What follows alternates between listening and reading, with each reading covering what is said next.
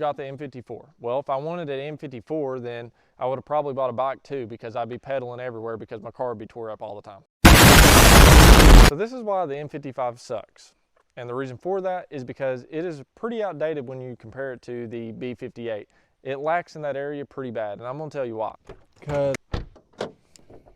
So the reason that the M55 kind of sucks nowadays compared to the B58 is because you can have a charge pipe, an intake, you can have your down pipe on there, you can have it tuned, and you're only going to be making about 420 horsepower, maybe. That's, that's being generous to it.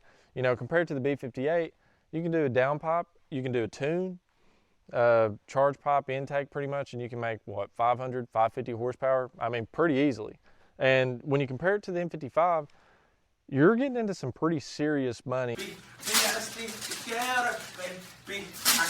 if you want to make more power. Like, yeah, you can convert it to a big turbo kit, but when you do a big turbo kit, you're looking at bigger injectors, high pressure fuel pump. I mean, you're running into about $4,000, and that's with you doing it yourself and you buy the kit.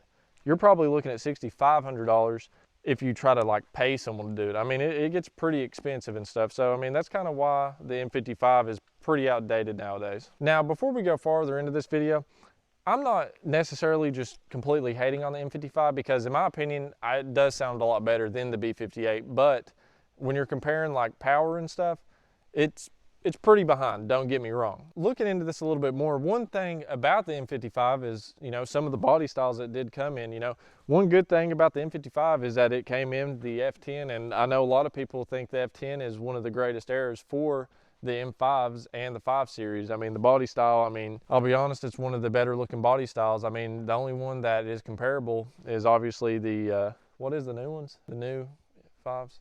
Well, the only ones that are comparable are the newer M5s and 5 Series, which I think that started in 2017 and so on, except the new ones. Now, the new M5s, they look atrocious. I mean, they look like something like a tanker warship, and I think everyone can almost agree with me on that.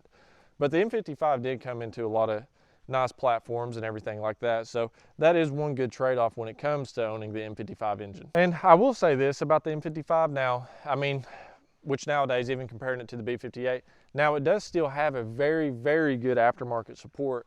But I mean, like I said before, it's just not going to be making as much power as the B58. I mean, yes, you can probably get a custom tune, bigger injectors, and also, I mean, you can get a big turbo, but I mean, that's a given when making more power. But I mean, you really can't make much more than what what the market support unless you do a big turbo.